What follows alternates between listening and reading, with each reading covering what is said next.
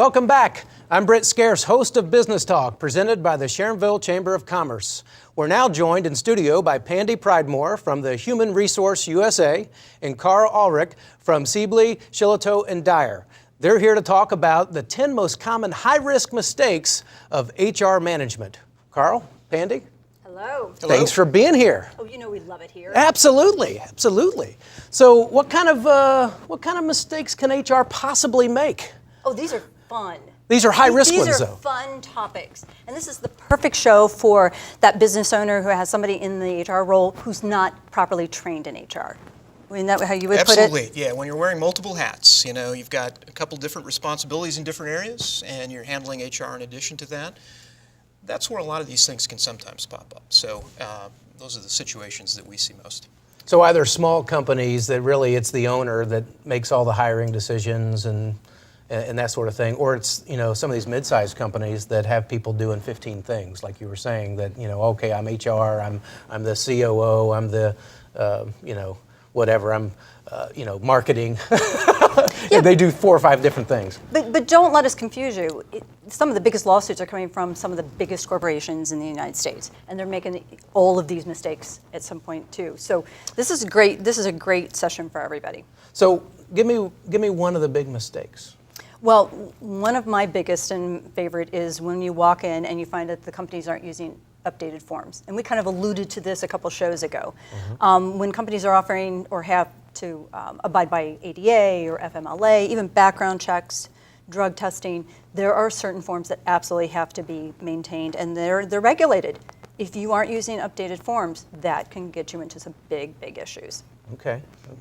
Karl, have you seen any other Yeah, cool from ones? from my perspective as an attorney, what we see is improper documentation, inadequate documentation. You have employment decisions being made on a particular basis, but then when we get involved and we have to look at the backup, the evidence, the information that gets presented, and look through the files, we find that sometimes the documentation isn't there, and so we're faced with, you know, a gap of proof, and that's a challenge for attorneys, and that's a high risk factor.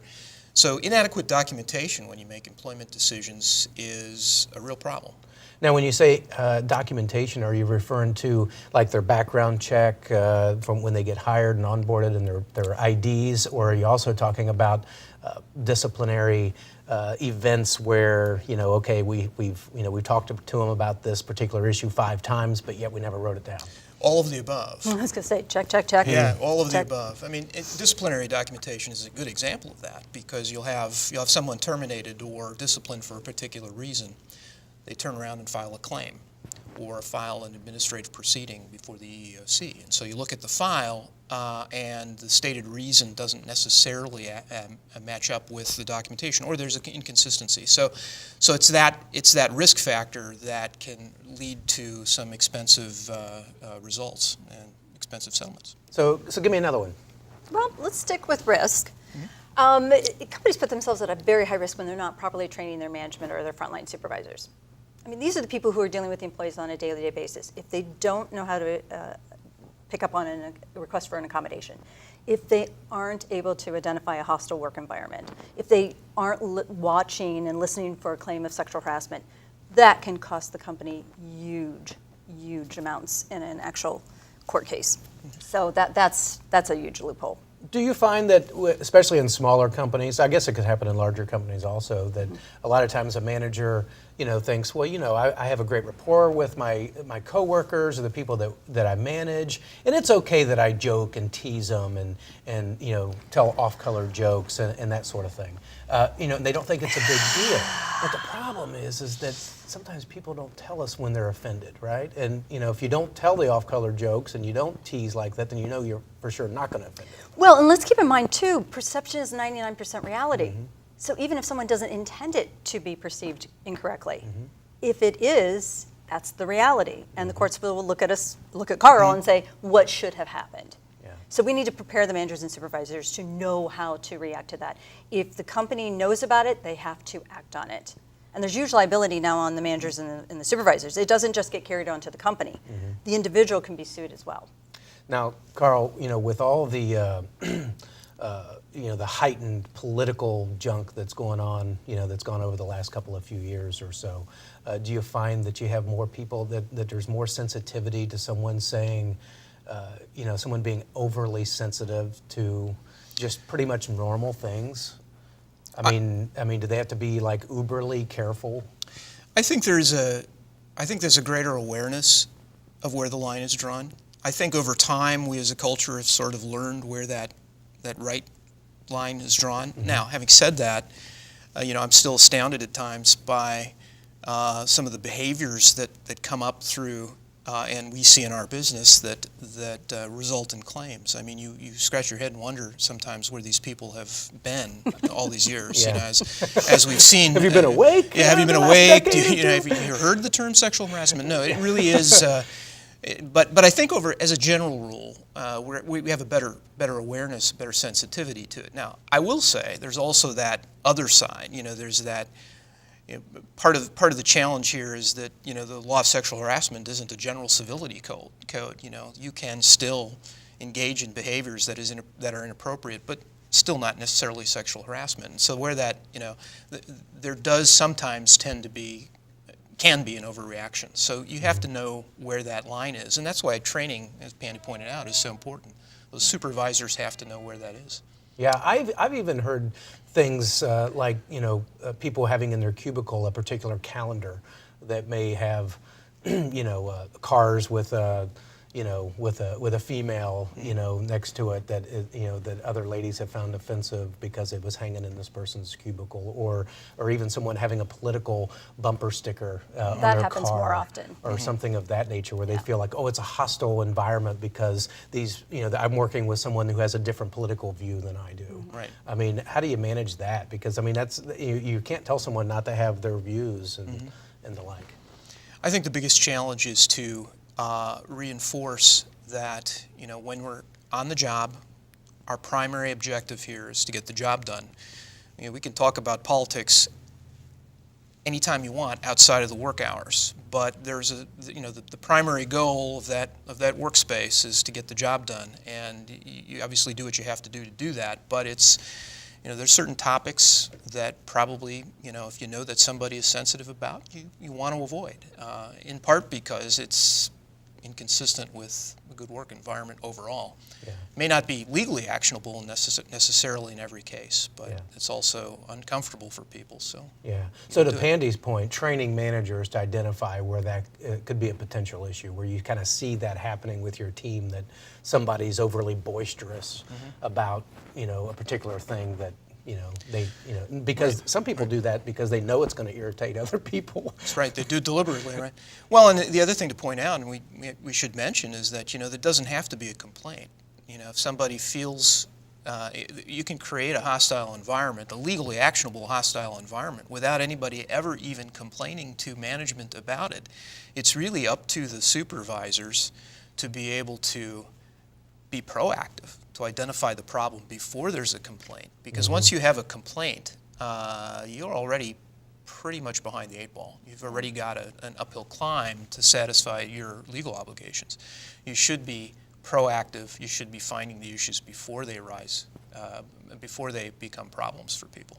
Okay. So how, if something like this is happening, I mean, what should an HR manager do? What kind of actions should they take to kind of cover the company and themselves?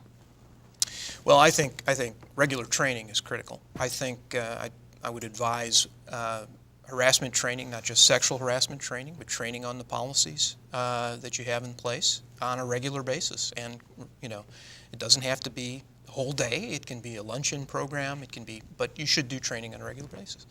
And you should have a procedure in place. When a supervisor identifies a problem, there should be a procedure in place for reporting that to management up the chain and working with HR in resolving the issue. That procedure must be well known and followed in all cases on a consistent basis. Those are very important steps to have in place. Pandy, do you find that a lot of times companies just get lax with that? They might have something that they put in place, but then they just kind of like they did the check the box and... Well, but remember, and this whole program was to just remind people that they may not know what they don't know. So they may not value that because they're too concerned about marketing and they're too concerned about making sure the bank account has money and whether people are walking through the door and the phone's ringing. So that's where their focus is, and this stuff is just an undercurrent that it isn't a problem until it is a problem. So, but let's kind of caveat off of that, because each of these problems can cost the company huge amounts if we end up in a claim. But let's talk about the things that are automatically financially a risk for the company. If they do not have proper pay practices, and if they have not been audited for determining whether they're paying individuals overtime or not, as they should be, that needs to be corrected immediately. They need to make absolutely sure that they're getting the waivers on their 401k at enrollment times in a timely manner, and that they're getting waivers if an individual is eligible for medical insurance. And if there's open enrollment for that, they need to be getting those waivers. That can cost the company hundreds of thousands of dollars if they've missed that. An individual should have been in these programs and didn't have an opportunity to participate. Interesting. So tell me about the health insurance. Well, the company has an obligation. If the individual is eligible and open enrollment comes around, they have to let the individual know and be aware, and then give them the option to either enroll or decline. Mm-hmm. I have What makes them eligible? Well, that's up to the company. Okay. So it could be a 30-day waiting period, it could be a 90-day waiting period. Okay. Maybe 401k open enrollment is twice a year, every month. Have to work a certain number of hours? Or? Oh, absolutely. Okay. Absolutely, full-time, part-time. So that's all established in the plan description for each plan, whether it's the 401k or the health insurance. So that's going to vary based on the company. But I still go in, and one of my clients had an open enrollment for their 401k every month, didn't realize that because the HR person wasn't doing it, and she'd been there for like 20 some years. So they ended up going back when they brought a new person in to administer the 401k. They ended up going back to employees and saying, hey, and they went, well, I could have been doing this 8 years ago. Yeah. And actuaries had to go back and recalculate what the individuals lost during that period of time. Ooh. So these are real problems. That could be hundreds of thousands. That's what I'm of saying. dollars. I'm not exaggerating this. I'm not. These are real problems that people like me and Karl catch, because we sit down and we start talking about their practices, their procedures, their processes, and so that's why we wanted to mention it in the show today. These are big mistakes that they do not want to make. Yeah. Any others that you've experienced in the past? Well, again, I think when you're talking about policies and procedures, it's very common to have handbook, right? You have an employment handbook. Everybody sees these. Less common to have it updated on a regular basis. You have outmoded policies and procedures. You're not following them anymore, or you're not following them consistently. Yes. You have supervisors who are applying their own sort of versions of what they thought was the policy, and then you've got a handbook that you're handing out to new employees. It doesn't match with what's actually happening. That creates a litigation risk, but it also creates a disconnect. There's a culture problem there, and every time you have a miscommunication, every time you have that breakdown in communication, you undermine the employee confidence in what's going on at management level, and vice versa. So you need to update those handbooks on a regular basis. I recommend on a yearly basis, or at the very least every other year. And make sure that the supervisors are familiar with those policies and that they're applying them consistently across the board. And those supervisors need to be prepared to work with HR in doing that. Well, and I'm going to kind of add a caveat in here, because we have entities like the National Labor Relations Board and some of these other influences coming in on laws and practices. They need to have a professional actually look at those handbooks and look at those policies, because changes are occurring that aren't necessarily very public, but we're going to know it and see it, and it's language that the companies aren't aware of. So, but certainly are going to apply to everybody. There's plausible deniability doesn't exist.